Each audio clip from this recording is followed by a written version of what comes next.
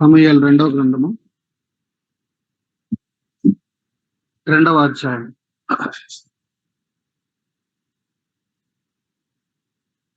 సమూయేలు రెండవ గ్రంథం 2వ అధ్యాయం.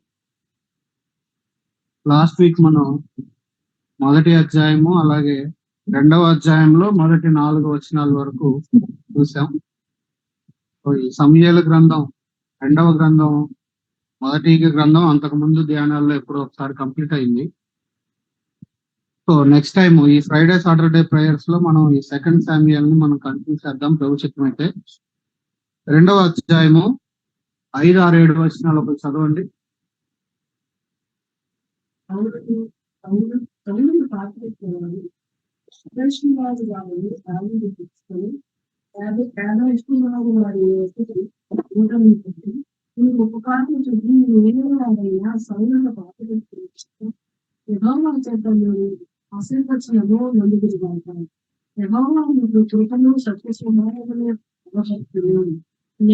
నేను చేసిన ఈ క్రియను బట్టి నీకు ప్రత్యుపకారం చేసింది.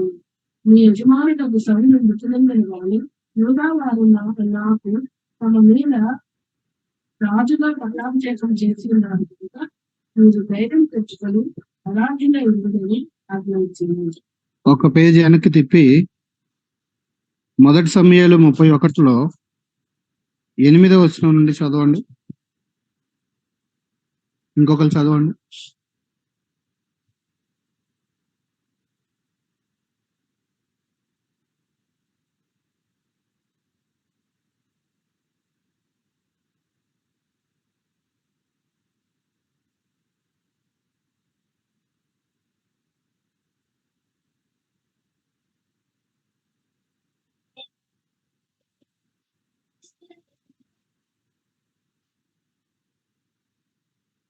చదవమ్మా, చివరి వరకు చదువు.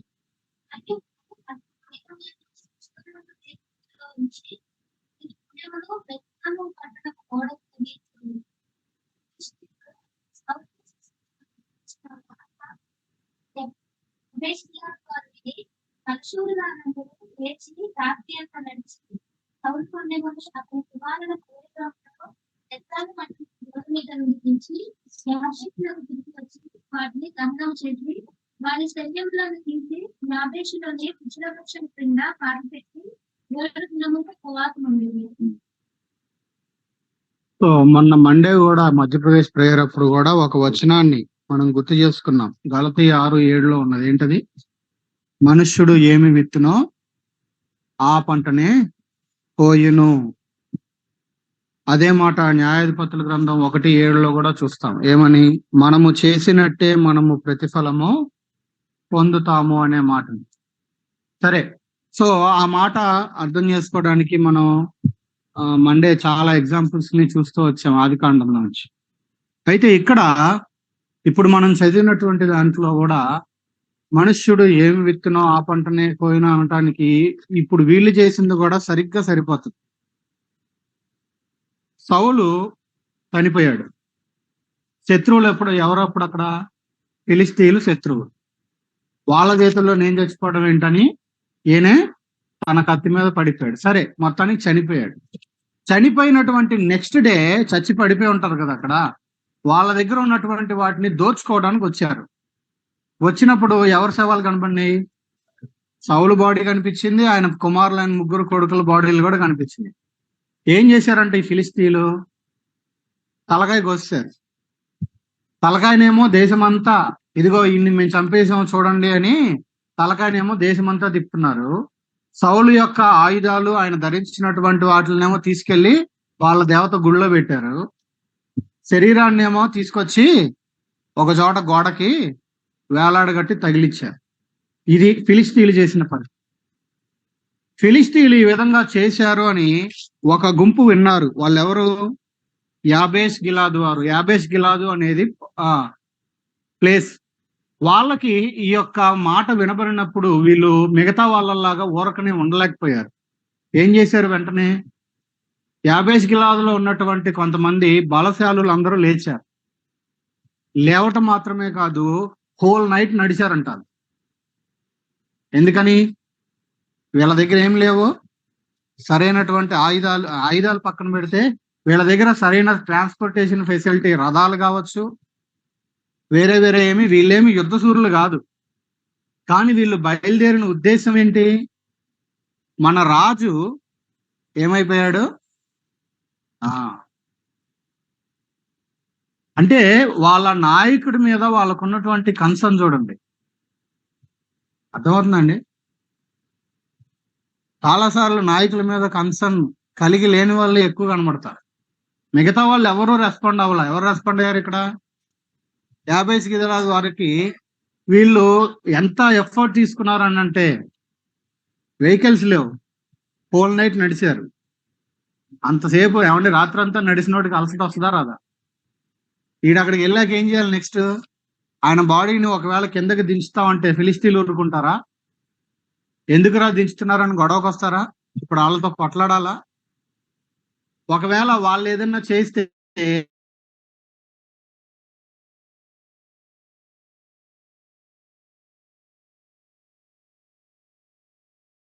దానికి తోడు కొట్లాడే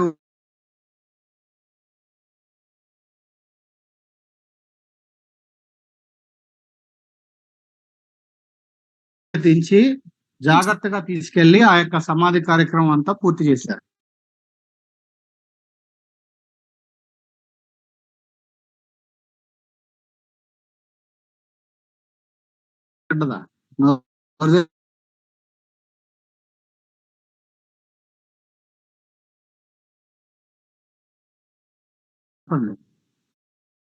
మాత్రమే ఇది మనం ఆల్రెడీ లాస్ట్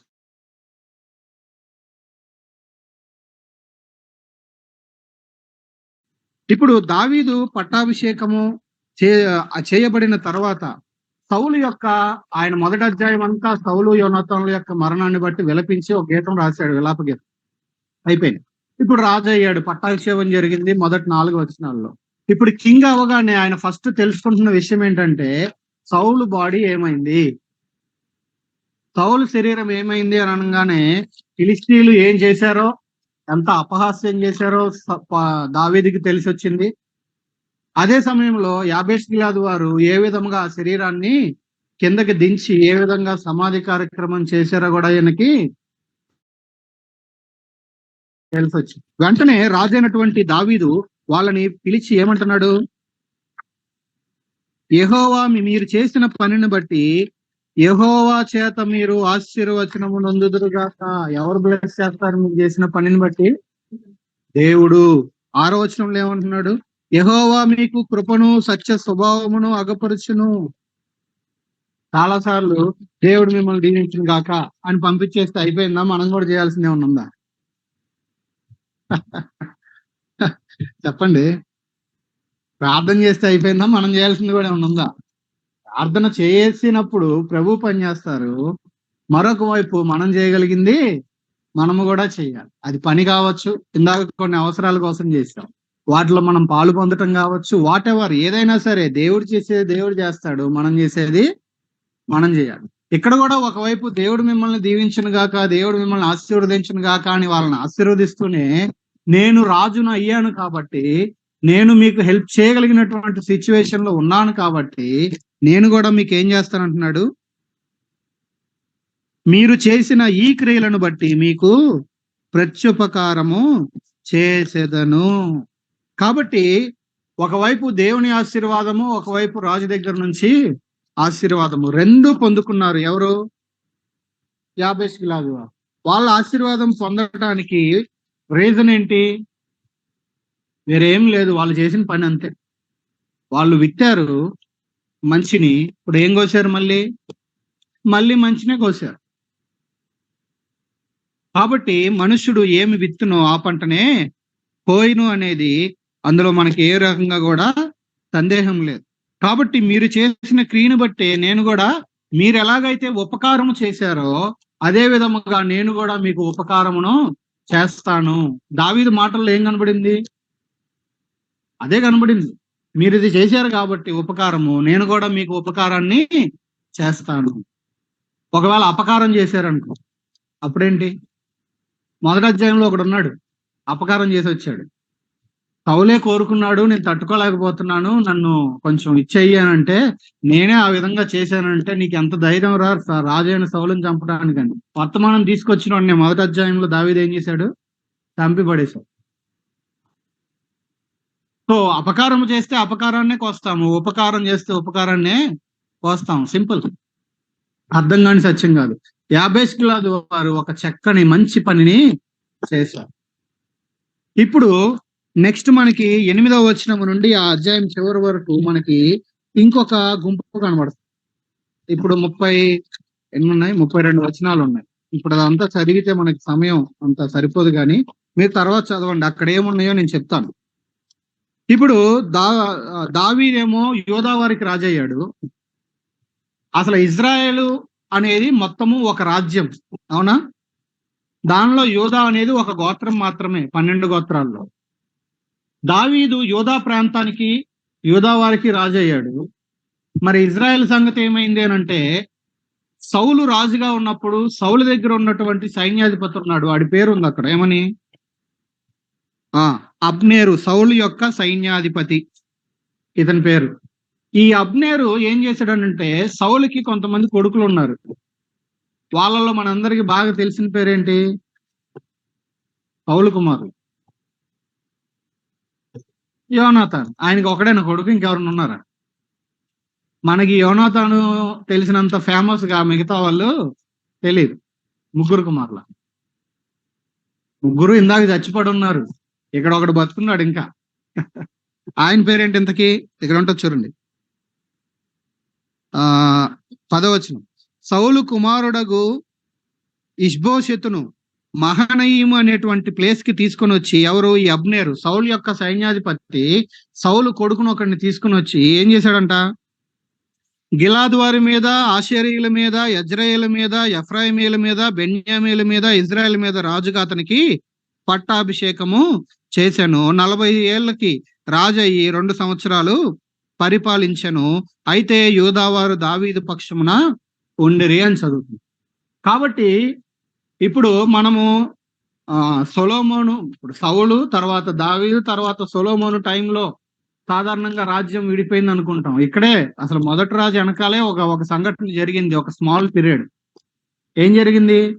సౌలు కొడుకు, సౌలు సైన్యాధిపతి కొంతమంది మీద ఈయన రాజుగా పట్టాభిషేకం చేయగా ఈయన ఒక 2 years పరిపాలించాడు. దావీదేమో 7 సంవత్సరాల 6 నెలలు, ఎంతకాలం? 7 సంవత్సరాల 6 నెలలు దావీదు యోధా వారి మీద రాజుగా ఉన్నాడు. ఆ మాట ఎక్కడుంది? 10వ వచనంలోనే ఉందా? చదవండి. 11లోనే ఉంది. దావీదు హెబ్రోనులో యూదా వారి మీద ఏలిన కాలం అంతయు 7 సంవత్సరముల, అంటే 7.5 years దావీదేమో అక్కడే ఉన్నాడు. ఈయన 2 ఏళ్ళు, 2 తీసేస్తే మరి మిగతా 5.5 ఏం జరిగింది? ఆ విషయాలు అక్కడ ఉంటాయి, తర్వాత చదవండి. సో ఈ అబ్నేర్ అనేటువంటి వాడు సౌలు కొడుకుల్లో ఒకరిని తీసుకొని వచ్చి రాజుగా చేసి, వీళ్ళేమో మహనయీము అనే ప్లేస్ లో వీళ్ళు ఏమంటారు పరిపాలన స్టార్ట్ చేశారు. దావీదేమో యోధా వాళ్ళ మీద రాజు అయ్యి, ఈయనేమో హెబ్రోనులో ఈయన పరిపాలించడం, ఈయన స్టార్ట్ చేశారు. అర్థమైందా ఇంతవరకు? ఇప్పుడు ఇద్దరు 2 తరాల్లో రాజులైనప్పుడు వాళ్ళకి మనుషులు, వీళ్ళకి మనుషులు ఉంటారా? రాజులకి వాళ్ళకి సైన్యము, వీళ్ళకి సైన్యం ఉంటారా? ఉన్నారు. ఈ అబ్నేరు అప్పటికే సౌలు దగ్గర సైన్యాధిపతిగా చేసిన అనుభవం ఉంది, సైన్యాధిపతి కాబట్టి, కొట్లాడటం అంత ఎంతో తెలిసినోడు కాబట్టి, ఇప్పుడు రాజు దగ్గర ఈ సౌలు కొడుకైనటువంటి ఇతని దగ్గర ఉన్నటువంటి కొంతమందిని తీసుకొని యుద్ధానికి బయలుదేరి వచ్చాయి. ఎవరి మీదకి? దావీదు సేవకులు. ఇప్పుడు దావీదు దగ్గర, ఇక్కడ అబ్నేరు సైన్యాధిపతి అయితే దావీదు దగ్గర సైన్యాధిపతి ఎవరు? ఎవరైతే మాకెందుకు? దావీదు దగ్గర సైన్యాధిపతి ఎవరు? మంచి ఆత్మీయమైనటువంటి వ్యక్తి, కేవలం పోరాడే వ్యక్తే కాదు, యోవాబు. కాబట్టి యోవాబు ఏమో దావీదు దగ్గర సైన్యాధిపతి. మంచి, ఒకవైపు పోరాటము చేయగలిగినోడు, ఒకవైపు ఆత్మీయ విషయాల్లో కూడా చాలా హైలీ మెచ్యూర్డ్ మనిషి అన్నమాట. సాధారణంగా ఈ 2 కాంబినేషన్ మనం చూడలేము. యుఎస్ కి చీఫ్, ఎవరైతే ఈ ఆర్మీకి చీఫ్ కమాండర్ ఉంటారో ఇట్లాంటి ఆయన ఒకసారి అట్లాంటి ఒక ఆయన గురించి, ఆయన పేరు మర్చిపోయాను కానీ ఆయన గురించి ఒక ఆర్టికల్ చదివాను. ఒకవైపు దేశ రక్షణను పట్టించుకుంటూనే మరొక వైపు ఆత్మీయతని కాపాడుకోవటం అనేది చాలా చాలా అంత ఈజీ టాస్క్ ఏం కాదు. అయితే ఇక్కడ యోవాబు యొక్క లైఫ్ చాలా అద్భుతమైనటువంటి లైఫ్ వెళ్ళి. సరే, ఇప్పుడు వేరే వచ్చారు. సరే, ఇప్పుడు ఆ ప్లేస్ లో అంత గుర్తుపెట్టుకోలేకపోయినా వీళ్ళు మొత్తానికి ఒక ప్లేస్ కి వచ్చారు. అక్కడికి వచ్చిన తర్వాత 14-15 వచనాల్లో చూస్తే ఇటువైపు నుంచి ఈ సైన్యాధిపతి అబ్నేర్ ఏమంటున్నాడంటే, అందరం కొట్టుకుంటాంలే గాని మీ దగ్గర నుంచి యవనస్తులను 12 మందిని పంపి, ఎలాగైతే గొల్యాతు టైంలో మా వాడిని ఒక్కడిని కొట్టండి మేము ఓడిపోయినట్టే అన్నారో, అదే విధంగా అబ్నేర్ ఏమంటున్నాడంటే, ఇదిగో మా దగ్గర నుంచి 12 మందిని పంపిస్తాం, మీ వైపు నుంచి 12 మందిని పంపించండి, నాళ్ళలో కొట్టుకుంటారు అన్నాడు. యోవాబు కూడా అలాగే ఒక 12 మందిని పంపాడు అటు నుంచి. ఈ 12 మంది అబ్నేర్కి సంబంధించిన 12 మందిని ఒక దెబ్బకు కొట్టి చంపేశారు. అక్కడ మనకు రాయబడి ఉంటుంది అది. సో నెక్స్ట్ డే వీళ్ళు ఏం చేయటం మొదలు పెట్టారంటే, ఇక ఈ 12 మంది అయిపోయింది, ఇప్పుడు ఆ సైన్యము ఈ సైన్యము కలిసి కొట్టుకోవడం మొదలు పెట్టారు, యుద్ధం చేస్తున్నారు. అబ్నేరు అంటే సౌలు కొడుకుకి సంబంధించిన సైన్యము, దావీదుకి సంబంధించిన సైన్యము, వీళ్ళిద్దరూ యుద్ధం చేయడం స్టార్ట్ చేశారు. యుద్ధం చేయడం స్టార్ట్ చేసినప్పుడు ఒక ఆయన ఉన్నాడు. ఈయన కొంచెం ఎట్లాంటి వ్యక్తో చూడండి. 18వ వచనం. సెరూయా 3 కుమారులు యోవాబు, అబీషై, ఆసాహేలును అచ్చట ఉండేది. ఆసాహేలు అడవిలేడి అంత తేలికగా పరిగెత్తువాడు. ఆసాహేలుకు యొక్క ఉన్న క్వాలిటీ ఏంటంటే, లేడీ ఎట్లా పరిగెడుతుంది? ఇప్పుడు మనకి హుస్సేన్ బోల్ట్ ఉన్నాడు కదా, పరుగులు అనగానే ఆయన గుర్తొస్తాడు, స్పీడ్గా పరిగెత్తేవాడు. భారతదేశంలో అయితే పిటి ఉష గుర్తొస్తుంది, స్పీడ్గా పరిగెత్తేస్తుంది. అలాగే ఆసాహేలు యొక్క క్వాలిటీ ఏంటంటే బాగా పరిగెత్తగలడు. ఈయన ఏం చేశాడంటే, అక్కడ రాయబడిన మాటలు మీరు తర్వాత చదవండి, రైట్ కి కానీ లెఫ్ట్ కి కానీ చూడట్లేదంట. తిన్నగా ఎవరి వెనకాల పరిగెడుతున్నాడు అంటే అబ్నేర్ వెంట పడుతున్నాడు. ఎవరైతే ఈ సైన్యాన్ని లీడ్ చేస్తున్నారో ఆ అబ్నేర్ వెనకాల పడుతున్నాడు. ఈ అబ్నేర్ పరిగెడుతున్నాడు, ఈయనేమో ఎంట పరిగెడుతున్నాడు. ఈ ఆసాహేలు వెనక్కి తిరిగి అంటాడు, ఒరే మొన్నటిదాకా మీ అన్న మాకందరికి పరిచయాలు ఉన్నాయి, నువ్వు నా ఎంట పడమాక, నువ్వు రైట్ లెఫ్ట్ చాలా మంది ఉన్నారు, ఎవరితో ఉన్నా వెళ్ళి కొట్లాడుకో, నా ఎంట పడ్డావేంటి, ఆగిపో అంటే ఈ ఆసాహేలు ఆగడు. లేదు, నేను అటు ఇటు చూడండి, నీ వెనకాలే వస్తానంటాడు. ఈ అబ్నేర్ ఏం చేస్తాడంటే, ఒక ఈట తీసుకొని వెనకాలే వస్తే అనవసరంగా నువ్వు నా చేతిలో చచ్చిపోతావు, తీరా చచ్చిపోయాక మళ్ళీ మీ అన్న యోవాబుకి నా ముఖం నేను ఎట్లా చూపించాలి, ఎన్ని మాట్లాడతాడు. ఎప్పుడు ఇదంతా పరిగెడుతూ కాన్వర్సేషన్ ఇదంతా. సరే, మొత్తానికి ఆసాహేలు ఆగడం, అలాగే పరిగెడతానే ఉంటాడు. చివరికి అబ్నేరు ఈట తీసుకొని పొడుస్తాడు, ఆసాహేలు చచ్చిపోతాడు. కానీ ఇక్కడ మనం గుర్తుపెట్టుకోవాల్సిన ఒక మంచి ఇదేంటంటే, ఒక ఫ్యామిలీ. బైబిల్లో కొన్ని కుటుంబాలు ఉన్నాయండి, అద్భుతమైన కుటుంబాలు. ఉదాహరణకి అమ్రాము యాకోబు కుటుంబం. ఎవరిల్లు?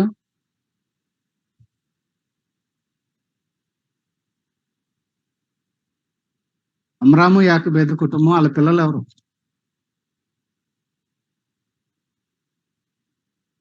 అది మనకు అంత అర్థమవుతున్న విషయాలు. అమ్రాము యాకోబు ఎవరు? మోషే పేరెంట్స్. కాబట్టి మోషే చిన్నోడు. మోషేకి ఒక అన్నున్నాడు, అహరోను. వీళ్ళిద్దరికి పెద్ద ఉంది ఒక ఆమె పేరేంటి? మిరియాము. ఇప్పుడు ఈ ముగ్గురు కూడా దేవుని సేవలో ఎట్లా ఉపయోగపడ్డారు? ఒకడేమో ప్రధాన యాజకుడిగా, ఒకడేమో దేవుని సేవకుడిగా, ఆమెమో ప్రవక్తగా. దేవుడు ఆ కుటుంబాన్ని దేవుని సేవలో వాడుకున్నాడు. ఇక్కడ మనకి ఇంకొక ఫ్యామిలీ కనిపిస్తుంది, సెరూయా కుమారులు. ఏంటి వాళ్ళ పేర్లు? యోవాబు, అబీషై, ఆసాహేలు. వీళ్ళ ముగ్గురు కూడా దేవుని కోసం నిలబడినటువంటి విధానము. తర్వాత దావీదు పక్షంగా వేరే యుద్ధాలు, యోవాబు ఒకవైపు వెళ్ళటము, అబీషై మరొక వైపు వెళ్ళటము. నేను ఒక శబ్దం చేయంగానే నువ్వు ఇటు వచ్చి నాకు హెల్ప్ చేయాలి, నేను సైన్ చేయంగానే నువ్వు వచ్చి నాకు హెల్ప్ చేయాలని కూడబలుచుకొని వెళ్ళి వాళ్ళు ఎలాగా దావీదు కోసము దేవుని ప్రజల కోసం యుద్ధాలు చేశారో మనం తర్వాత చూడొచ్చు. కాబట్టి వాళ్ళు దేవుని కోసం, దేవుని ప్రజల కోసం, దేశం కోసం దేవుడు వాడుకున్న కుటుంబం అండి. ముగ్గురు కూడా మరొక అద్భుతమైన ఫ్యామిలీ. ముగ్గురు కొడుకులు దేవుని పని కోసం ఉపయోగపడినటువంటి ఫ్యామిలీ ఇది. సరే, ఇక్కడికి రండి. ఇప్పుడు వీళ్ళు ఈ విధంగా పరిగెడుతూ వచ్చారు. ఒక మాట చదువుదాం, కిందకి రండి. రాత్రి అయిపోయింది. తర్వాత ఈ ఆసాహేల్ని చంపాడు. సో ఆసాహేల్ అక్కడ చనిపోయాడు కాబట్టి కొంతమంది ఏమో ఆసాహేల్ దగ్గర ఆగిపోయారు. అయితే యోవాబు మాత్రం ఈ అబ్నేర్ని తరుముతూ ఇప్పుడు ఆసాహేల్ చచ్చిపోయాడు కాబట్టి ఎవడు వెంటబడుతున్నాడు? నెక్స్ట్ యోవాబు వెంటబడుతున్నాడు.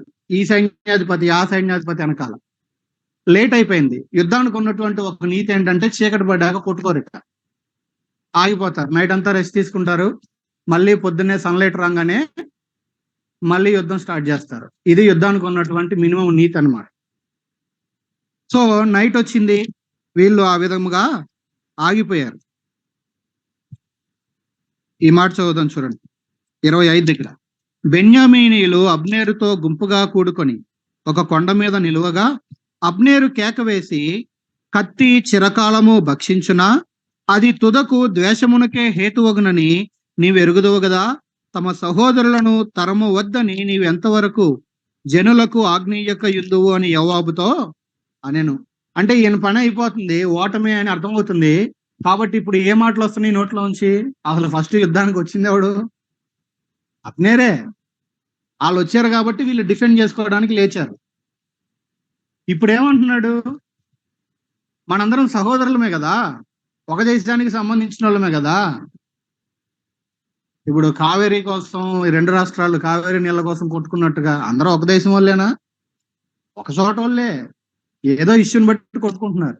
ఇప్పుడు ఈయన కూడా సొంత వాళ్ళ మీదకే లేచాడు. తీరా లేచి ఇప్పుడు ఏమంటున్నాడు? మనందరం సహోదరులం కదా, ఎంతకాలం వెంటపడతారు, ఎంతకాలం యుద్ధం చేస్తారు? ఆగమని చెప్పి నువ్వు జనాలకు చెప్పవేంటి? వింటున్నారా? ఆగమని చెప్పి నువ్వు జనాలకి చెప్పవేంటి అని యోవాబుతో అంటే యోవాబు సమాధానం చూడండి. ఇది అందరూ చదవాలి, ప్రాముఖ్యమైన మాట ఇది.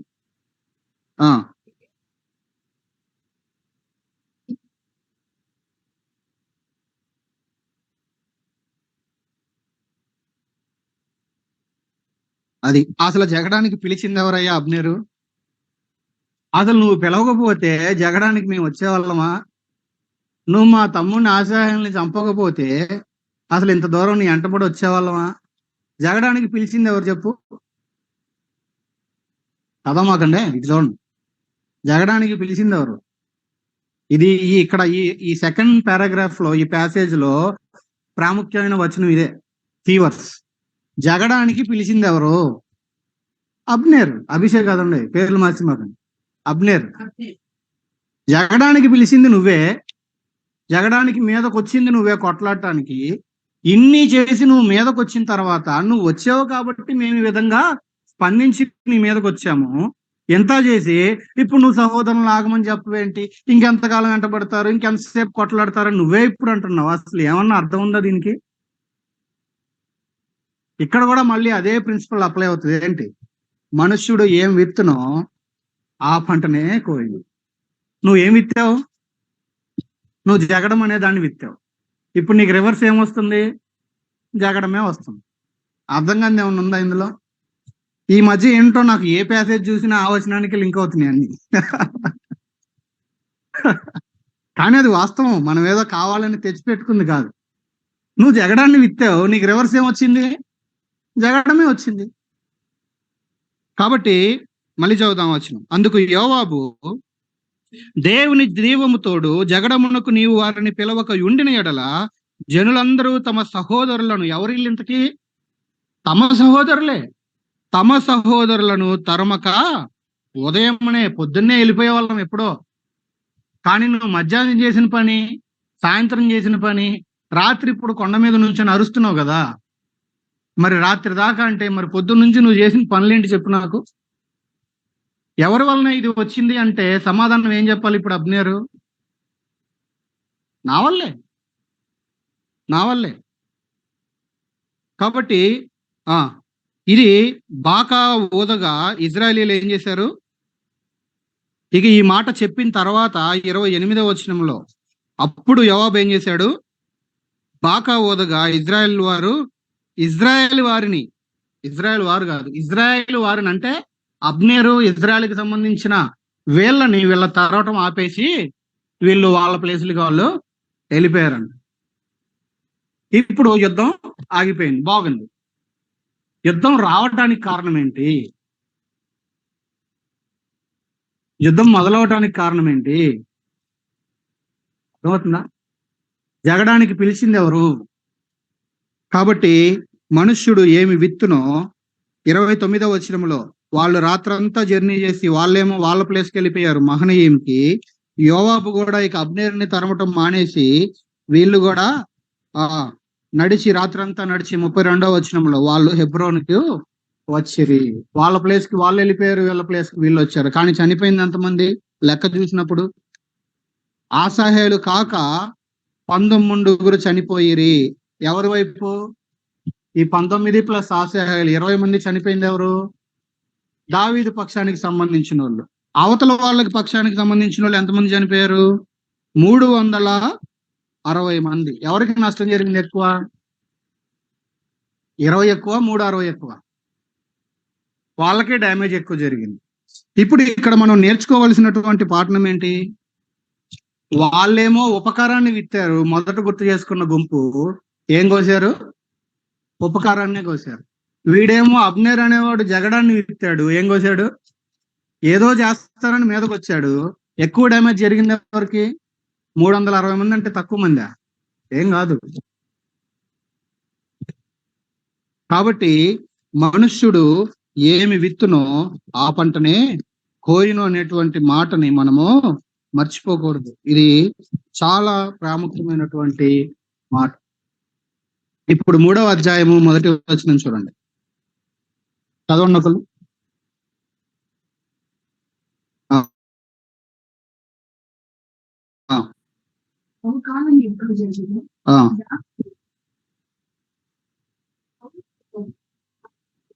సో ఈ ఒక్క మాటని గుర్తు చేసుకొని మనం ఆపుదాం. 3 అంతా ఇప్పుడు చూడడం కుదరదులే కానీ. సో సౌలు కుటుంబానికి ఈయనేమో ఇక్కడ రాజుగా ఉన్నాడు, వాళ్ళకి సంబంధికులేమో అక్కడ రాజుగా ఉండగా ఈ కుటుంబానికి, ఈ ఫ్యామిలీకి, ఆ ఫ్యామిలీకి చాలా కాలము యుద్ధం జరుగుతా ఉంది. అయితే అక్కడ రాయబడిన మాట ఏంటంటే దావీదు కుటుంబం ఏమో అంతకంతకు ప్రబలుతా ఉండే, అంటే గ్రోత్, క్షేమము అనేది అక్కడ కనబడుతుంటే సౌలు కుటుంబం ఏమో అంతకంతకు నీరసించిపోతా ఉంది, క్షీణించిపోతా ఉంది. 5వ అధ్యాయం 10వ వచనం చదవండి.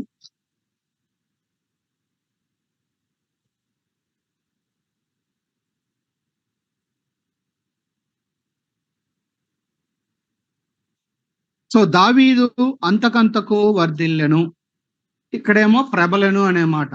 సరే, దావీదు ఫ్యామిలీ అంతకంతకు క్షేమం పొందుతా ఉంది, వర్ధిల్లుతా ఉంది, ప్రబలుతా ఉంది. సౌలు కుటుంబం ఏమో నీరసిల్లిపోతా ఉంది. ఇప్పుడు సౌలు కుటుంబాన్ని అక్కడ పక్క నుంచి దావీదు కుటుంబము అంతకంతకు వర్ధిల్లటానికి, క్షేమాభివృద్ధి పొందటానికి కారణం ఏంటి? 5:10లో ఒక రీజన్ అక్కడే రాయబడింది. ఏమని చదివాం? దేవుడు దావీదుకి తోడుగా ఉన్నాడు. అవునా కదా? మొన్ననే ఇప్పుడు చెప్పుకున్నాం కదా యోసేపు లైఫ్ కూడా. దేవుడు ఒక వ్యక్తికి తోడుగా ఉంటే, దేవుడు ఆ వ్యక్తికి తోడుగా ఉన్నట్లయితే ఏది ఎదురైనా సరే, అవతల ఎటువంటి వారు ఉన్నా సరే, ఆ వ్యక్తి కావచ్చు, ఆ ఫ్యామిలీ కావచ్చు, ఏమయ్యే అవకాశం ఉంది? అంతకంతకు వర్ధిల్లే అవకాశము, అంతకంతకు ప్రబలేటువంటి అవకాశము 100% కూడా ఉంది. అయితే ఇప్పుడు ప్రశ్న ఏంటంటే, దేవుడు తోడుగా ఉంటే ప్రబలుతారు, వర్ధిల్లుతారు, క్షేమంగా ఉంటారు, బాగుంది. ఇప్పుడు ప్రశ్న ఏంటంటే, దేవుడు ఒకడికి తోడుగా ఉండాలంటే వాడేం చేయాలి? తోడుగా ఉంటే ఏం జరుగుతుందో అందరికి ఇష్టమే. ఇప్పుడు దేవుడు తోడుగా ఉండాలి ఒక వ్యక్తికైనా, ఒక కుటుంబానికైనా, ఈవెన్ ఒక సంఘానికైనా దేవుడు తోడుగా ఉండాలి అని అంటే ఏం చేయాలి? ఆటోమేటిక్ గా జరిగిపోద్దా?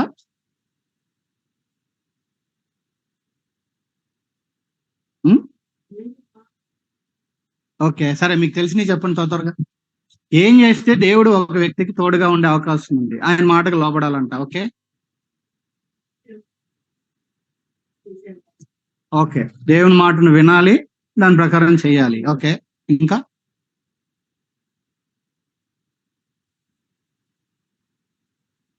ఓకే, విశ్వాసం అన్ని మీరే చెప్తున్నారు. మిగతా వాళ్ళు చెప్పండి, బుర్రలు వాడండి కొంచెం. ఆజ్ఞలు పాటించడం, చెప్పింది చేయడం రెండో ఒకటే. ఇంకా ఓకే, యథార్థంగా ఉండి విత్తాలంట. ఓకే, ఇంకా ఇంకా సరే, ఇంకొక వచనాన్ని చూపిస్తాను, మీకు అప్పుడు అర్థం అవుతుంది. 22వ అధ్యాయానికి రండి. ఇదే పుస్తకం, సమూయేలు 2వ గ్రంథం 22:20. 22వ అధ్యాయం 20వ వచనం.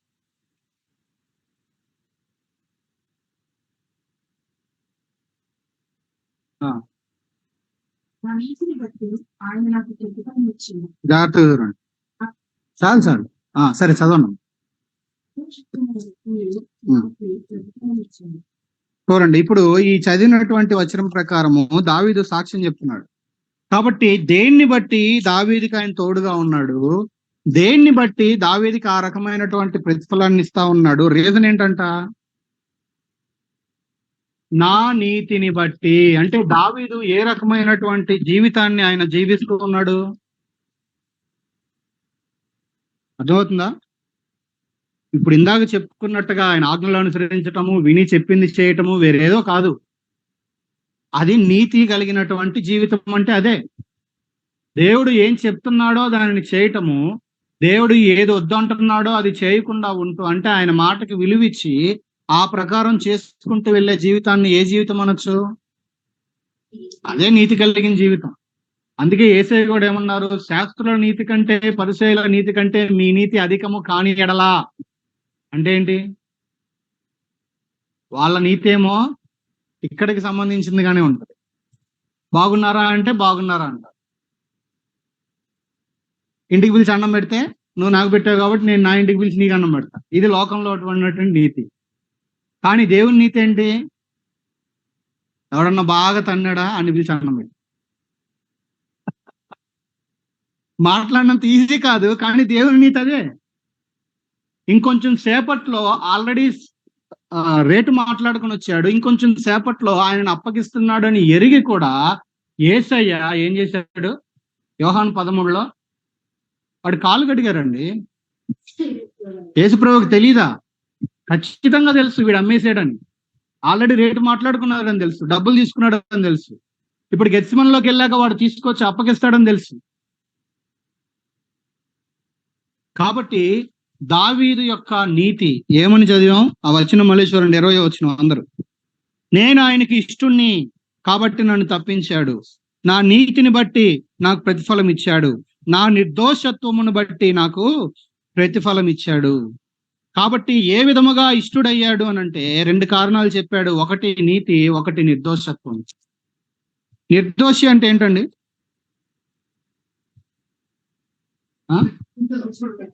దోషం లేకుండా ఉండడం, కరెక్టే. అది నిర్దోషి అంటే ఏంటి? ఇప్పుడు కోర్టులో వాదోపవాదాలు జరుగుతాయి. తీర్పు ఇచ్చేటప్పుడు జడ్జి గారు ఏమంటారు? ఫలానా వ్యక్తిని నిర్దోషినిగా విడుదల చేస్తున్నాను అంటాడు. అంటే ఏంటి? ఇప్పుడు దాకా వీడు దోషి స్థానంలో ఉన్నాడు, విచారించాము, విచారిస్తే మాకు తెలిసిన సంగతి ఏంటి అని అంటే వీళ్ళలో ఏ తప్పు కూడా లేదు, ఇప్పుడు దాకా చేయబడినవన్నీ కూడా కేవలం ఆరోపణలే కానీ నిజము కాదు అని మాకు అర్థమైంది, కాబట్టి వీడిని నిర్దోషిగా వదిలిపెడుతున్నాము అంటాడు జడ్జిమెంట్. ఇప్పుడు 2 ఇవి ఉంటాయి, ఇద్దరు ఉంటారు. ఇప్పుడు ఆ ఇమేజ్ ఎతకడం టైం పడుతుందిలే కానీ నేను పొద్దున్నే ఒక ఇమేజ్ చూసా. ఏంటి ఆ ఇమేజ్ అని అంటే, ఒకవైపు ఒకడు, ఇంకొక వైపు 2 డబ్బాల్లో ఇద్దరు నుంచున్నారు. ఒకడేమో మాట అనేవాడు, ఒకడేమో మాట పడేవాడు. అర్థమైందా? మాట అనేవాడు వాడు నీతిమంతుడు ఎప్పటిదాకా? మాట అనేవాడు మంచోడు లేదా మాట అనేవాడు నీతిమంతుడు ఎప్పటి వరకు?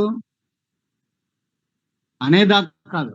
అవతల వాడు, అది అవతల ఎవడైతే పడుతున్నాడో వాడు ఆ ఎవరినైతే అంటున్నాడో వాడు అది కాదు అని ప్రూవ్ అయ్యేదాకా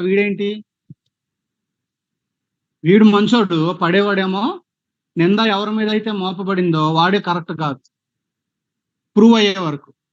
ఎప్పుడైతే విషయం ప్రూవ్ అయిందో ఇప్పుడు దాకా నింద పొందినోడేమో ఏమయ్యాడు, వీడు నీతిమంతుడు అయ్యాడు, వాడేమయ్యాడు. కానీ ఆ ఫేస్ ఉంటుంది చూసారా, ఏమీ లేకుండా అంటే దాన్ని భరించి ఇది ప్రూవ్ అయ్యేదానికి కొంత టైం పడుతుంది. ఆ ఫేస్ ఉంటుంది చూసారా, ప్రూవ్ అయ్యే లోపు ఉండే టైం, అది చాలా టిపికల్.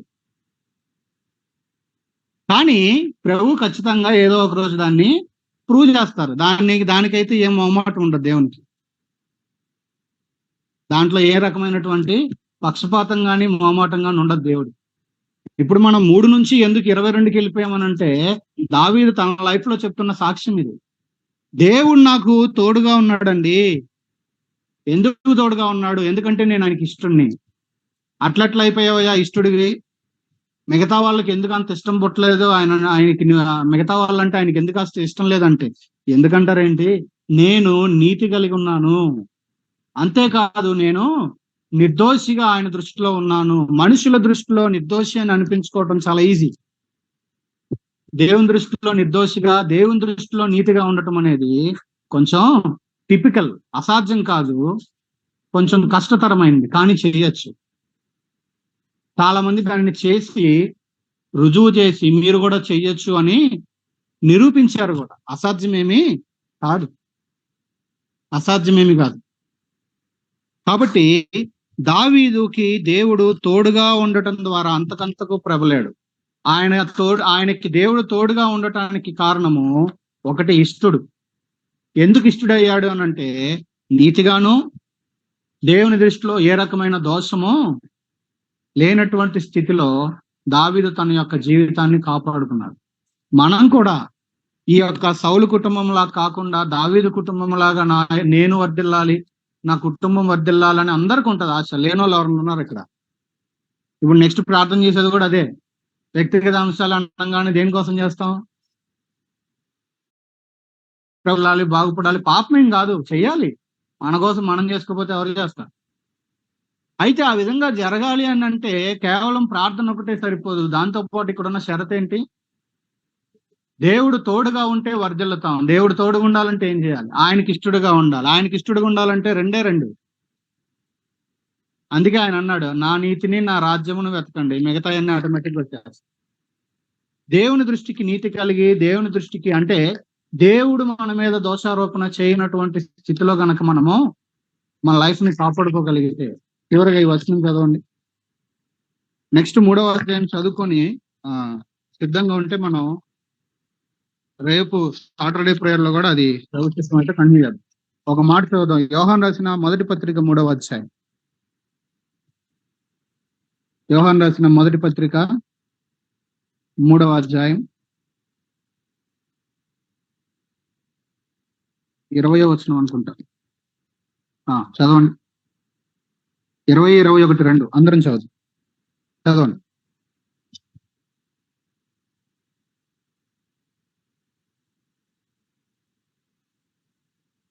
అందరూ చదవండి.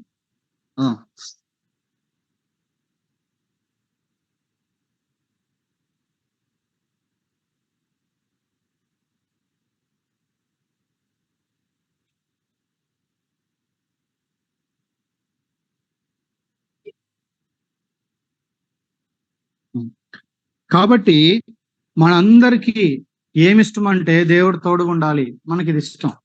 మనందరికీ ఫ్యామిలీస్ వర్ధిల్లాలి, ఇది కూడా ఇష్టం. కానీ ఉన్నటువంటి షరత్ ఏంటి ఇక్కడ? ఇప్పుడు ఏం చదివాం? ఏ విషయాల్లో మన హృదయమే. కిరణ్ వచ్చి ఇంతసేపు ఒక అరగంట కూర్చొని వాక్యం చెప్పనక్కర్లే. మన హృదయమే ఏ విషయాల్లో, రే నువ్వు ఇట్లా ఉన్నావు కదా ఈ విషయంలో అని మన హృదయమే మన మీద నేరారోపణ చేస్తూ ఉందో ఆ విషయాల్లో మనము దేవుని దగ్గరికి వెళ్ళి మన హృదయాల్ని సమ్మతి పరుచుకుందాం. అంటే ఏంటి? అవునయ్యా, నా దగ్గర ఈ పొరపాటు నాకు అర్థమవుతుంది, దేవా ఐఎమ్ సారీ అని సమ్మతి పరుచుకో. ఏమన్నా ఉంది అక్కడ 21లో? మన హృదయము మన యందు దోషారోపణ చేయకపోయినట్లయితే దేవుని దగ్గర ఏముంటది? మనకి ధైర్యం ఉంటుంది. ధైర్యంగా వెళ్తాం. వాళ్ళు ఎన్నన్నా అనొచ్చుగాక, కానీ దేవుని దగ్గరికి వెళ్ళి ధైర్యంగా, ప్రభువా అది నేను చేసాను లేదో నీకు తెలుసు, నాకు తెలుసు. మన హృదయమే దోషారోపణ చేస్తుంటే ధైర్యంగా వెళ్ళగలమా? వెళ్ళలేము. దావీదుకి అంటే ప్రభు మనకి ఇచ్చినటువంటి యాక్సెస్ ఎంత గొప్పదంటేనండి, ఇప్పుడు దేశానికి రాజు ఉన్నాడు అనుకో, కోట్ల మందిని పరిపాలిస్తున్నాడు, చట్టాలు చేసే అధికారం ఉంది, ఆయనకి సెక్యూరిటీ ఉంది, చాలా హంగు ఆర్భాటం చాలా ఉంది. కానీ అర్ధరాత్రి వెళ్ళి ఇట్లా ఇట్లా అని ఒక గ్లాస్ నీళ్ళు తీసుకురా అని లేపే అధికారం ఎవడుకుంది? ఆ రాజు కొడుక్కుంది. అవునా కదా? పక్కనే పడుకున్నాడు లేచి ఇట్లా కొట్టి, డాడీ ఒక గ్లాస్ నీళ్ళు తీసుకురా అన్నాడు అనుకో, పోయేస్తాడా? అన్నిటి మీద అధికారం కలిగి సర్వశక్తుడైన దేవుని దగ్గరికి వెళ్ళి ఆ విధంగా అడిగే యాక్సెస్ ని దేవుని బిడ్డలుగా దేవుడు మనకి ఇచ్చాడు. అందుకే ధైర్యముతో ఆయన కృపాసనం ఉన్నందుకు. కాబట్టి ఎప్పుడు ఈ ధైర్యం ఉంటదంటే, మన హృదయాన్ని మనము నిర్దోషరహితంగా కాపాడుకున్నప్పుడు, ఏ అరమరికలు లేకుండా ఫ్రీగా పెట్టుకున్నప్పుడు, దేవుని దగ్గరికి వెళ్ళి ధైర్యముగా మన హృదయం దోషారోపణ చేయనప్పుడు దేవుని ఎదుట ఏమనుంది? ధైర్యము గలవారు మగుదము. దావీదు యొక్క లైఫ్ లో మనకు కనబడేది ఇదే. లోపాలు లేవు అంటే ఉన్నాయి. లెక్కలేసాడా? తప్పుడు లెక్కలు వద్దంటే అప్పుడు యోవాబే గద్దించాడు, ఎందుకు నాయన అన్ని యుద్ధాలు గెలుస్తున్నావు, ఇప్పుడు సైన్యం లెక్క నీకు ఎందుకు అన్నాడు. రాజుకి ఎవడన్నా చెప్పగలడు అట్లా, కానీ యోవాబు చెప్పాడు. మెచ్చిబాతో చేసిన పాపమేనా? పాపమే. లెక్కలేసినప్పుడు పాపమేనా? పాపమే. దావీదు లోపాలు లేవంటే ఉన్నాయి, కానీ ఎప్పటికప్పుడు ఆ లోపాలని దేవుని దగ్గర సమర్పించుకొని సరి చేసుకొని దేవుని ఎదుట నిర్దోషిగా ఉన్న కారణాన్ని బట్టి ఆయనకి ఎట్లా ఉంది? దేవుని ముందు ధైర్యము, దేవుని యొక్క తోడుని తన జీవితకాలం అంతా అనుభవించాడండి. మన పరిస్థితి ఏంటంటే, ఇప్పుడు మన దగ్గరకు వద్దాం. మొదటి 2 ప్యాసేజీల్లో చూసింది మనం ఏం విత్తుతున్నాం అనేది ఒకసారి ఆలోచించాలి. అట్ ద సేమ్ టైం మనము దేవుని తోడుని, మన కుటుంబాల యొక్క వర్ధిల్లటము అనేది మన చేతుల్లోనే ఆధారపడింది, దేవుని మీద ఏం లేదు. చాలా సార్లు ఏంటో అండి, నమ్మాను కానీ కాలం అవుతుంది కానీ అది అడుగుతున్నాను కానీ ఏం చేయట్లేదండి. ఆయన ఎందుకు చేస్తాడండి? ఆయనకేం పని లేదా? ఆయనకి చాలా పనులు ఉన్నాయి. అయితే ఆ విధంగా జరగాలి అని మనం ఇష్టపడినట్లయితే, దేవుని తోడుని అనుభవించాలని కోరుకున్నట్లయితే ఏం కావాలో దావీదు యొక్క మాదిరి నీతి, నిర్దోషత్వము, దేవునికి ఇష్టడుగా ప్రార్థన చేసుకున్నాం.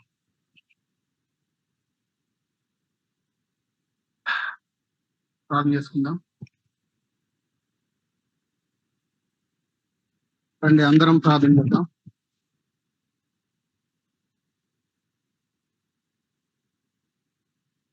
ఇండివిజువల్ గా టైం సరిపోదు కానీ అందరూ అవకాశం తీసుకుని అందరూ ప్రార్థన చేయండి.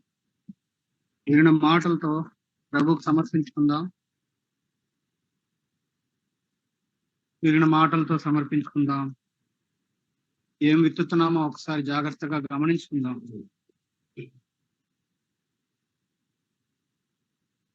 దేవుని ఎదుట మన నీతి, మన నిర్దోషత్వాన్ని ఒకసారి చెక్ చేసుకుందాం. దయచేసి అందరూ ప్రార్థన చేయండి. వేరే అంశాలు ఏం చేయొద్దు, విన్న వాక్యంతో ప్రార్థన చేసుకుందాం.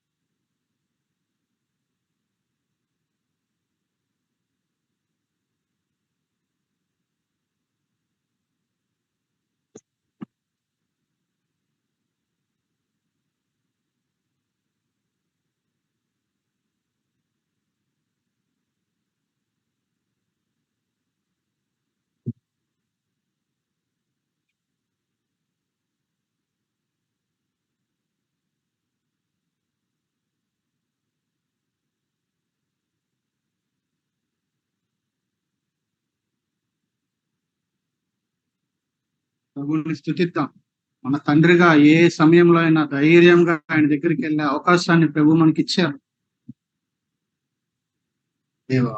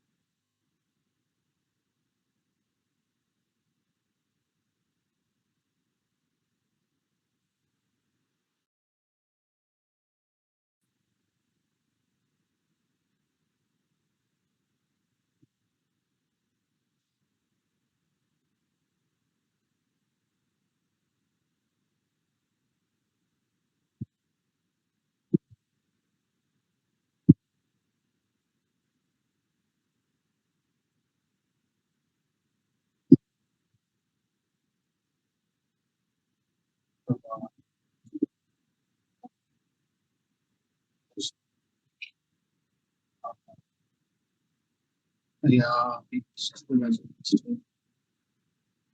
మీరు చెప్పించేయటం అయ్యా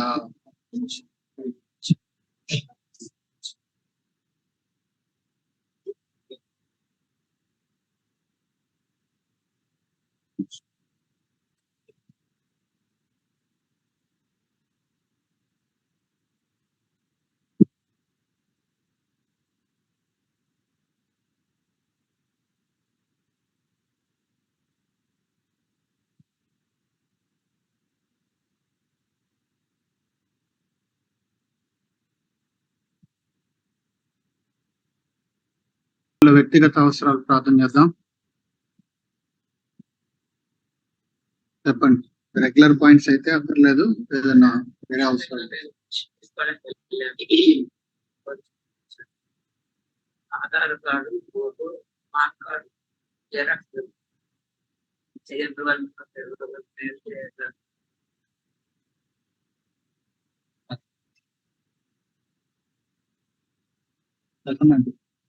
రెగ్యులర్ పాయింట్స్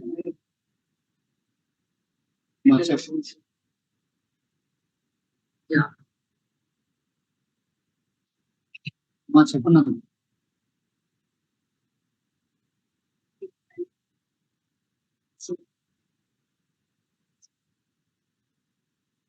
ఈ పేరమ్మా మర్చిపోయాను నేను. లీలా. మా మేడంని చాలా మంది నీలా అని లీలా అంటారు. సర్లే ఎట్లాగట్లాగా ప్రొనౌన్సియేషన్ సరిపోయింది కానీ మేము వదిలేస్తాం. ఒక్కొక్కసారి లీలా ఎలా ఉందంటే నాకు ఎమ్మటే సింక్ అవ్వక లీలా ఎవరా అని కొంచెం ఆలోచించి ఓహో ఏమో అట్లా అనుకున్నారేమో అనుకుంటా. సరే చెప్పండి. రెగ్యులర్ పాయింట్స్ చెప్పండి. మంగమండి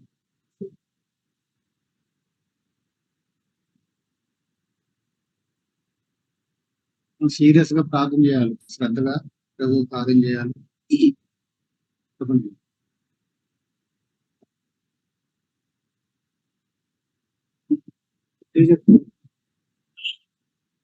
చిన్నోడికి పేరు పెట్టరా ఇంకా? అదే మరి పేరు పెట్టకే చిన్నోడు అంటున్నారు. సరే నువ్వేం చేస్తావు, వాళ్ళ పేరెంట్స్ నిర్ణయించాలి. సరే చెప్పండి.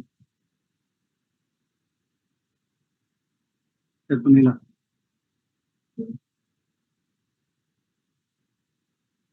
చెప్పండి. ఇస్తున్నాను రెగ్యులర్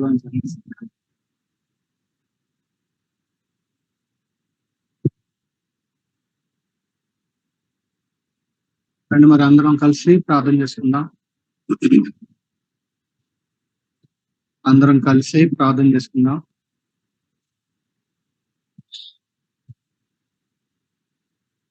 జీవాధిపతివైన మా తండ్రి, పరిశుద్ధుడైన మా ప్రభువా, మీ పరిశుద్ధమైన నామం బట్టి మీకు వందనాలు స్తోత్రాలు చెల్లిస్తూ మీ పాదాల దగ్గరికి వస్తా ఉన్నాం నాయన. మా దేవా మా ప్రభువా, నిజమే ప్రభువా, బైబిల్ అంతట్లో ఆయన ఎన్నో సంఘటనలు, ఎన్నో వృత్తాంతాలు ప్రభువా, మరి ఏం విత్తారో దానిని కోసినటువంటి విషయాలను ఎన్నో మా గమనంలోనికి మీరు తీసుకుని వస్తా ఉన్నారు.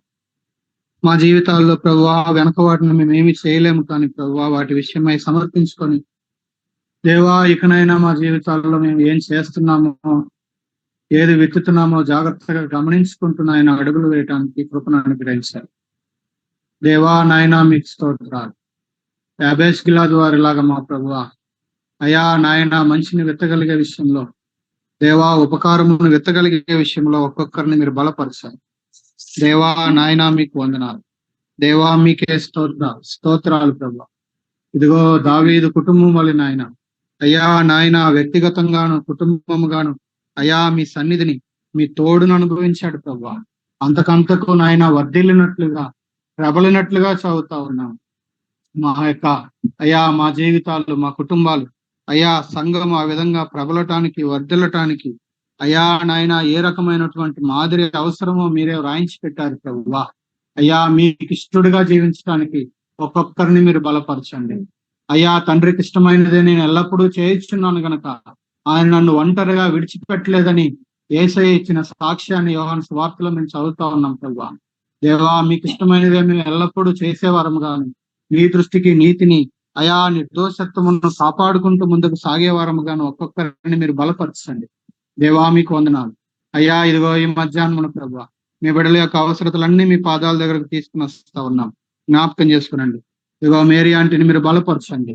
దేవా నాయన వృద్ధాప్యంలో మీ యొక్క చాలనంత కృప మీరు దయచేయండి. దేవా నాయన మన యొక్క పెన్షన్ విషయమై అయ్యా నాయన మీ యొక్క కృపను కోరుకుంటా ఉన్నాం. సహాయం చేయండి మా తండ్రి, దయ చూపించండి.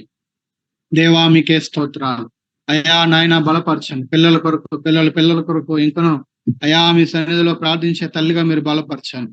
నాయన ఇదిగో కల్పనక్కను మీరు దర్శించండి. జీవార్థమైన మారు మనసు రక్షణలోకి నడిపించండి. మీ మందిరానికి రాగలగడానికి సహాయం చేయండి అయ్యా. దేవేంద్ర గారిని మీరు రక్షించండి ప్రభువా అయ్యా. ఉన్న బలహీనతల్లో మీరే బలపరచండి అయ్యా. నాయన మయూర్ని కుటుంబాన్ని మీరు దర్శించి అయ్యా, వారు అక్కడ మందిరానికి వెళ్తున్నప్పుడు, వాక్యం వింటున్నప్పుడు మీ వాక్యము వారిలో కార్యరూపం దాల్చడానికి అయ్యా నాయన మీ చిత్తంలో వారు ముందుకు సాగటానికి సహాయం చేయండి. బలపరచండి ప్రభువా అయ్యా. నాయన సందీప్ ని కుటుంబాన్ని మీ పాదాల దగ్గర పెడతా ఉన్నాం అయ్యా. నాయన దర్శించండి అయ్యా. నాయన సౌలుని పౌలిగా మార్చిన మీకు అసాధ్యమైనది లేదు మా ప్రభువా. ఎదురాడు వారికి మారు మనసు దయచేయడానికి నీవు సమర్థుడు ప్రభువా అయ్యా. నాయన ప్రతి పొరపాటును క్షమించి విశ్వాసము దయచేయండి. ఆ కుటుంబాన్ని కూడా మీరు రక్షించండి మా ప్రభువా. నాయన వెంకటేశ్వర గారిని అయ్యా, కరుణకుని అయ్యా, వారిద్దరు బిడ్డలు వారి కుటుంబాలను మీరు రక్షించండి. జీవార్థమైన మారు మనసు దయచేయండి ప్రభువా. దేవా నాయన సందీప్ జాబ్ విషయంలో నాయన మీ కొరకు అడుగుతా ఉన్నాం అయ్యా. సహాయం చేయండి మా తండ్రి. కనికరించండి ప్రభు. అన్నపూర్ణ అంటే నా కాళ్ళని మీరే స్వస్థపరచండి అయ్యా. నాయన మీ యొక్క పునరుద్ధరణ శక్తిని అనుగ్రహించండి. జీవం గల దేవా నాయన ఆత్మీయ విషయాల్లో కూడా ఇంకను మీ పాదాల దగ్గర నేర్చుకుంటున్నవి అయ్యా చేస్తూ మిమ్మల్ని అయ్యా గణపరిచినట్లుగా ఇంకను మీరే సహాయం చేయండి ప్రభువా. అంకుల్ గారిని మీరు రక్షించండి దేవా. దయ చూపించండి మా తండ్రి. దేవా నాయన సహాయం చేయండి. ఇదిగో మరి అరుణక్కని, వెంకటానని మా ప్రభువా అయా, దీపికాని, రఘురామ్ని, అనురాగ్ని మీరు రక్షించండి. ఆ కుటుంబాన్ని కూడా మీరే దర్శించమని ప్రార్థన చేస్తున్నాం. సొదక మీ సన్నిధికి నాయన స్థిరంగా వస్తూ అయా నాయన ఆత్మ సంబంధమైన విషయాల్లో బలపడి ఫలించినట్లు సహాయం చేయండి అయా. నాయన అనిమిరెడ్డి గారి కుటుంబం, జగదీష్ గారి కుటుంబాలు మీరు రక్షించండి మా ప్రభువా. దేవా నాయన మీ చేతులకు అప్పగిస్తా ఉన్నాం. సహాయం చేయండి అయా. నాయన వారికి ఉన్న పరిస్థితులు, సమస్యలు మీరు ఎరుగుదురు అయా. మీ దయ చొప్పున అయా మీ కార్యం చేయండి తండ్రి. మీకు వందనాలు, స్తోత్రాలు చెల్లిస్తున్నాము అయ్యా. కనికరించండి. ఇదిగో మరి నాయన నీలమ్మని ప్రభు ఆంటీని మీ చేతులకు అప్పగిస్తా ఉన్నాను ప్రభువా. సహాయం చేయండి దేవా. నాయన మీరు ఇచ్చిన విశ్వాసమును బట్టి మీకు వందనాలు అయ్యా. నాయన మీ పాదాల దగ్గర ఎంకను నేర్పించండి ప్రభువా. కనికరించండి. ఆ కాళ్ళను బలహీనతలు అయా మీ సహాయం అనుగ్రహించండి అయా. మరి ఊర్లో ఉంటున్న కుమార్తె అయా నాయన విశ్వాసంలో మీరు బలపరచండి అయా. నాయన యవన బిడ్డలు ఇద్దరిని, భర్తని మీరు రక్షించండి మా ప్రభువా. దేవా నాయన కనికరించండి. మైసూరులో ఉన్న కుమార్తెని, ఆ కుటుంబాన్ని కూడా మీరు ప్రభువా అయా రక్షణానుభవంలో నడిపించమని అయా మీ దయగల కృపగల హస్తాలకి అప్పగిస్తా ఉన్నాం. సహాయం చేయండి మా తండ్రి. మీకే వందనాలు దేవా. స్తోత్రాలు ప్రభువా. ఇదిగో నాయన కనికరించండి దేవా. దేవా మా ప్రభువా దుర్గాంటిని మీ చేతులకు అప్పగిస్తా ఉన్నాం అయా. నాయన మీ బిడ్డను కూడా మీరు బలపరిచి మీ సన్నిధిలో ఇంకను నాయన బలవంతురాలుగా చేయండి ప్రభువా. నాయన ఇంకను ప్రార్థన భారం చేత మీరు నింపండి మా ప్రభువా. బలపరచండి నాయన, కనికరించండి ప్రభువా. దేవా మీకు స్తోత్రాలు అయ్యా. ఇదిగో నాయన వీర్రాఘరెడ్డి గారిని అయా, ఇద్దరు కుమార్తెలు, వారి కుటుంబాలు వారందరూ నాయన రక్షణ పొందినట్లు సహాయం చేయండి మా తండ్రి. దయ చూపించండి అయ్యా. నాయన కనికరించండి. శైలజక్కను మీరు బలపరచండి నాయన, కనికరించండి. ఇదిగో నాయన పిల్లలిద్దరూ మరి టీనేజ్ లోకి వస్తా ఉన్నారు. దర్శించండి ప్రభువా. నాయన యుక్త కాలంలో వారు రక్షణ పొందడానికి సహాయం చేయండి ప్రభువా. నాయన మీకే స్తోత్రాలు. బలరాం రెడ్డి గారిని మీరు రక్షించండి ప్రభువా. దేవా నాయన విశ్వాసం అనుగ్రహించండి మా తండ్రి. మీకు స్తోత్రాలు అయ్యా. నాయన మీకు వందనాలు దేవా. మరి శ్రీకాంత్ బ్రదర్ని మీరు బలపరచండి నాయన. వర్క్ ప్లేస్ లో నాయన ప్రభువా మిగతా వారందరి మధ్యలో మీ సాక్షిగా మీరు బలపరిచి నిలబెట్టుకోనండి ప్రభువా. నాయన చేతుల కష్టాన్ని మీరు దీవించండి నాయన మా ప్రభువా. ఆత్మ సంబంధమైన విషయాల్లో కూడా ఇంకను బలపరచండి మా తండ్రి. మీకే స్తోత్రాలు అయ్యా. నాయన శ్యామ్ని మీ పాదాల దగ్గర పెడతా ఉన్నాం. జ్ఞాపకం చేసుకునండి దేవా. నాయన మీ కార్యమును మీరు జరిగిస్తూ ఉన్నందుకు మీకు వందనాలు దేవా. బలపరచండి, మీరే దర్శించండి ప్రభువా. ప్రశాంత శిష్టులను కూడా మీరే నాయన ఇంకను నా తండ్రి నాయన మీ పాదాల దగ్గర విశ్వాస సంబంధమైన విషయాలు బలపడుతూ అయా ఇంకను నేర్చుకుంటూ ఫలించడానికి కృప దయచేయండి. మరి ఇంటి పనులు జరుగుతుండగా పనులన్నింటిలో సహాయం చేయండి. ప్రభువా నాయన దయ చూపించండి. దేవా నాయన అవన్నీ చక్కగా పూర్తి చేసుకొని అందరము చేరి మిమ్మల్ని స్తుతించినట్లు సహాయం చేయండి. మీకే వందనాలు, స్తోత్రాలు. అయా కనికరించండి ప్రభువా. అయ్యా మీకు వందనాలు, స్తోత్రాలు. మీ చేతులకు అప్పగిస్తా ఉన్నాం దేవా. ఇదిగో మరి ఈశ్వరాంటిని మీ పాదాల దగ్గర పెడతా ఉన్నాం. అయ్యా నాయన మీ పాదాల దగ్గర ఇంకనూ నేర్పించాను. వాక్య సంబంధమైన విషయాలు నేర్చుకుంటూ మా ప్రభువా అయా నాయన బలపడుతూ మీరు చెప్పింది చేస్తూ మిమ్మల్ని గణపరిచినట్లు సహాయం చేయండి. అయా నాయన కనికరించండి దేవా నాయన. ఇదిగో మరి నరసరావు గారిని, కళావతి గారిని మా ప్రభా అయా మరి తమ్ముళ్ళు, చెల్లెళ్ళు, వారి కుటుంబాలు, అయ్యో మా తండ్రి కుటుంబాల్లో రక్షణ లేని వాళ్ళు ఎంతో మంది ఉన్నారు ప్రభా. అయ్యా నాయన వారందరూ జీవార్థమైన మారు మనసు పొంది అయా రక్షణ అనుభవంలోనికి రాగలిగినట్లు సహాయం చేయండి. మీరే వారిని దర్శించమని ప్రార్థన చేస్తున్నాం ప్రభా. తండ్రి కనికరించండి. నిహారికకి మంచి ఆరోగ్యం దయచేయండి ప్రభా. సుఖమైన ప్రస్తుతం ఆరోగ్యకరమైన బిడ్డ కొరకు మీరు సిద్ధపరచండి నాయన. భర్తను మీరు రక్షించండి ప్రభా. అయ్యా జీవార్థమైన మారు మనసును అనుగ్రహించండి దేవా. సహాయం చేయండి నాయన. ఇదిగో మీ కుమార్తె మరి వెళ్ళటానికి సిద్ధపడుతుండగా సహాయం చేయండి ప్రభువా నాయన. మీ యొక్క కృప చొప్పున మీరే నడిపించమని ప్రార్థన చేస్తా ఉన్నాం అయా. దీక్షికాని, విజయని కుటుంబాన్ని మీ పాదాల దగ్గర పెడతా ఉన్నాం. కుటుంబంగా వారిని మీరు బలపరచండి. వర్క్ ప్లేస్ లో వారిని మీ సాక్షులుగా మీరు నిలబెట్టుకోనండి మా ప్రభా అయా నాయన. కుటుంబంగా మీరే వారిని బలపరిచి ఫలింప చేయండి. ఆత్మ సంబంధమైన విషయాల్లో ఇంకా వారు ఎదగటానికి సహాయం చేయండి మా తండ్రి. మీకు వందనాలు, స్తోత్రాలు చెల్లిస్తాం అయ్యా. జ్ఞాపకం చేస్తాం ఇదిగో మరి రత్నకుమారాంటిని కుటుంబాన్ని మీ పాదాల దగ్గర పెడతా ఉన్నాం దేవా నాయన. ఇదిగో మీ బిడ్డను మీరు బలపరచండి. ఉన్న బలహీనతల్లో ప్రభువా మీరే స్వస్థపరచండి ప్రభువా నాయన. ఇంకను మీ పాదాల దగ్గర నేర్పించండి ప్రభువా దేవా నాయన. అంకుల్ గారిని మీరే అయ్యా పరిపూర్ణతలోకి నడిపించండి. మీ మాటలు వింటున్నప్పుడు, చదువుతున్నప్పుడు ప్రభువా అయ్యా పరిశుద్ధాత్మ దేవా మీరే ఒప్పించి మీ కార్యమును జరిగించండి. సంపూర్ణమైన నిశ్చయత అయ్యా నాయన. మరి ప్రభువా బాప్తిజం అనుభవాలను మీరు నడిపించండి ప్రభువా అయ్యా నాయన. చేతి పనిని ఆశీర్వదించండి అయ్యా నాయన. ఆ యొక్క మనీ ప్రభువా విషయాల్లో మీరే కనికరించి మీ కార్యం జరిగించండి దేవా నాయన. మీకు స్తోత్రాలు దేవా. చక్రవర్తిని మీ పాదాల దగ్గర పెడుతున్నాం దేవా నాయన. మీ కుమారుని కూడా బలపరచండి దేవా నాయన. మా ప్రభువా దేవా ప్రభువా మీ సన్నిధిలో అయ్యా వాక్యం నేర్చుకుంటుంది అయ్యా బలపడటానికి అయ్యా పరిపూర్ణమైన నిశ్చయత మరి బాప్తిజం కొరకు మీరు సిద్ధపరచారు. ప్రతి ఆటంకమును మీరు తొలగించండి మా ప్రభువా. చిత్తమైతే మరి ఎంటెక్ చేయాలని ఆశపడుతున్నాడు. మీ యొక్క కనికరం చొప్పున మీరే సీట్ దయచేయండి నాయన. మీకు స్తోత్రాలు, వందనాలు చెల్లిస్తా ఉన్నాం దేవా. సుశీలను కూడా మీరే అయ్యా నాయన జ్ఞాపకం చేసుకోనండి అయ్యా. తన యొక్క చదువులను మా ప్రభావ మీ సహాయం చేయండి అయ్యా. తను కూడా ప్రభావ బాప్తిజ అనుభవంలోనికి రాగలగటానికి సహాయం చేయండి. సుప్రజ కుటుంబాన్ని మీ పాదాల దగ్గర పెడుతున్నాం అయ్యా. సుప్రజాన్ని ఇంకొను మీరు లోతుగా నడిపించండి ప్రభువా. భర్తను మీరు రక్షించమని ప్రార్థన చేస్తా ఉన్నాం మా తండ్రి. కనికరించండి ప్రభువా దేవా. మీకే స్తోత్రాలు, వందనాలు చెల్లిస్తా ఉన్నాం దేవా నాయన. కనికరించండి ఇదిగో మంగమ్మంటిని జ్ఞాపకం చేసుకోనండి. మీ బిడ్డకున్న బలహీనతలను మీరు ఎరుగుదురు మా ప్రభువా అయ్యా నాయన. నా కృప నీకు చాలునని మీరు సెలవిచ్చారు. బలహీనతల్లోనే నా శక్తి పరిపూర్ణమవుతుందని మీరు సెలవిచ్చారు. ప్రతి బలహీనతలోనూ మీ బలమును అనుగ్రహించండి దేవా. చేస్తున్నటువంటి చేతులకు ఆ కష్టాన్ని మీరు దీవించారు ప్రభువా. కనికరించండి. తన వారు ఎంతో మంది ఉన్నారు ప్రభువా అయ్యా. వారందరూ అయ్యా పరిపూర్ణమైన రక్షణానుభవంలోనికి రాగలిగినట్లు సహాయం చేయండి తండ్రి. మీకు వందనాలు, స్తోత్రాలు చెల్లిస్తా ఉన్నా. బలపరచండి దేవా నాయన. ఆత్మ సంబంధమైన విషయాల్లో కూడా ఇంకనూ మీ బిడ్డని మీరే నాయన ఫలింప చేయండి ప్రభువా దేవా. కనికరించండి ఇదిగో నాయన. శిల్పాన్ని మీరే దర్శించండి ప్రభువా నాయన. మీరు దర్శించండి ప్రభు అయ్యా. మీ యొక్క రక్షణ కార్యమును మీరు జరిగించండి ప్రభువా. అద్వితీయ సత్యదేవుడు అయిన నిన్ను అయ్యా నాయన మరి ఎరుగునట్లుగా సహాయం చేయండి దేవా. మీకు వందనాలు. మీ యొక్క అయ్యా నాయన ఆత్మ కార్యమును మీరు జరిగించండి ప్రభు. ఇదిగో పిల్లలిద్దరిని మీ చేతులకు అప్పగిస్తా ఉన్నా నాయన. జ్ఞాపకం చేసుకుని మీరే ప్రభువా అయా నాయన మీ యొక్క సహాయం అనుగ్రహించాం. చందుని మీరు దర్శించండి ప్రభు అయా నాయన. మరి శ్రద్ధగా అయా రెగ్యులర్ గా వాక్యం చదివే విషయంలో సహాయం చేయండి ప్రభువా. మందిరానికి వస్తూ ప్రభువా మీ ఉద్దేశాలను అర్థం చేసుకుంటూ అయ్యా మీరు చెప్పింది చేస్తూ మీ చిత్తంలో కొనసాగటానికి సహాయం చేయండి.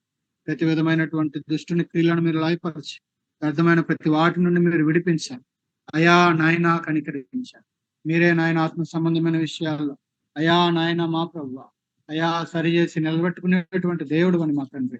అయ్యా ఇదిగో మీ చేతులకు అప్పగిస్తా ఉన్నాం.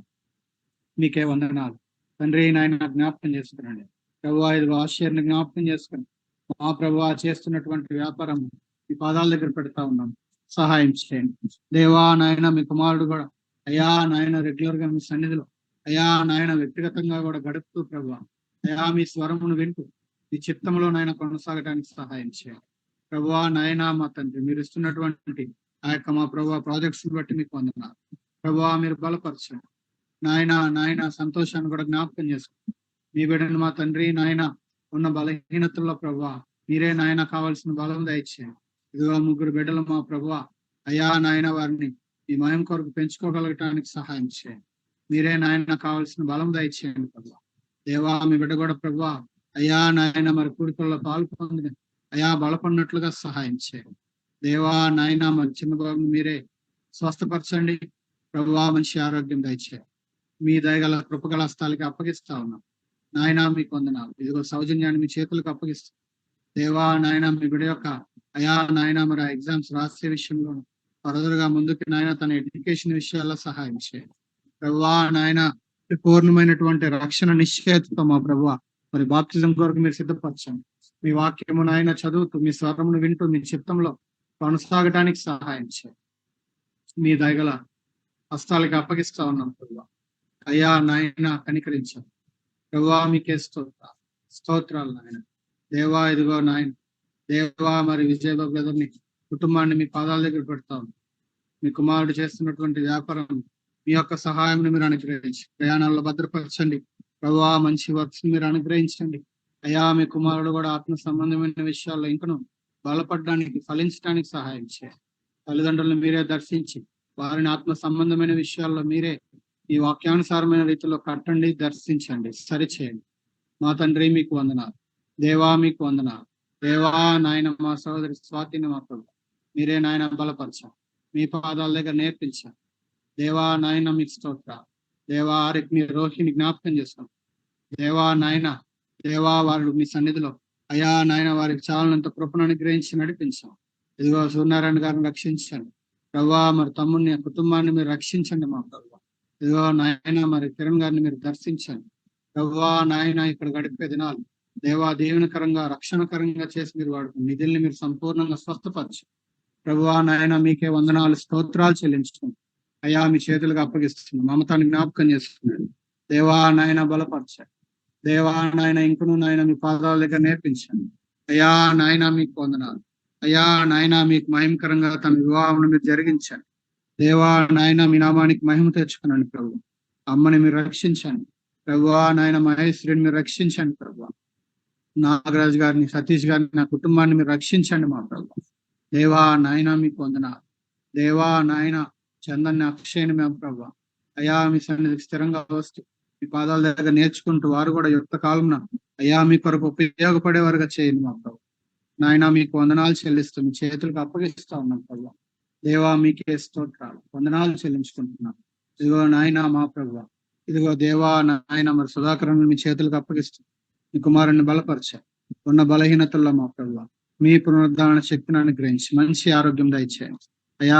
మరి ప్రయాణాల్లో చేస్తున్న వ్యాపారంలో పరిచర్యలు చాలనంత కృప చేత మీరు నడిపించండి ప్రభు దేవా. నాయన మీకే స్తోత్రాలు దేవా. జ్ఞాపకం చేసుకునండి రామక్కని మా ప్రభు మీరే బలపరచండి అయ్యా. మరి ఆ కాలు విషయంలో మీరే నాయన సహాయం చేసి స్వస్థపరచండి. మీ కార్యమును జరిగించండి. మీ కుమార్తెను కూడా ఇంకొన బలవంతురాలుగా చేయండి మా తండ్రి. నాయన మీకు వందనాలు.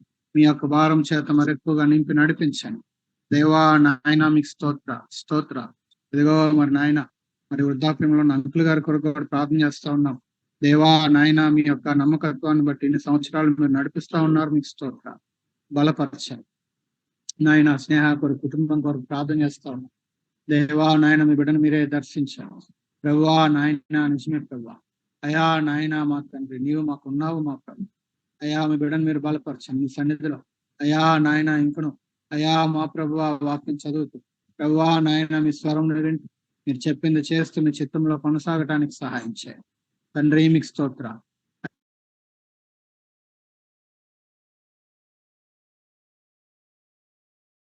ఆ కుటుంబంలో నెమ్మది దయచేయండి ప్రభు, విశ్వాసం దయచేయండి మా ప్రభు. దేవా నాయన మీకే స్తోత్ర, మీ దయగల కృపగల హస్తాలకి అప్పగించుకుంటాను. దేవా ఈ కాలమని మా ప్రభు, అయ్యా ఈ అవసరతలన్నీ మీ పాదాల దగ్గర పెడుతుండగా అయ్యా మీరే మీ యొక్క కార్యమును జరిగిస్తారని నమ్మి స్తుతిస్తా ఉన్నాం ప్రభు.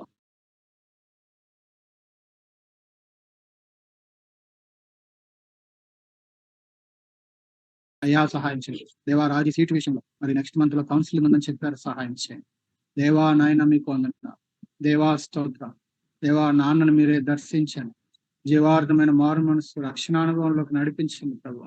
విశ్వాసము దయచేయండి దేవా. నాయన మీకే వందనాలు స్తోత్రాలు చెల్లిస్తా ఉన్నాం తండ్రి. మీరు జ్ఞాపకం చేస్తున్నారు అయ్యా నాయన మీకు స్తోత్ర. అబిగేల్ని మీరే స్వస్థపరచండి.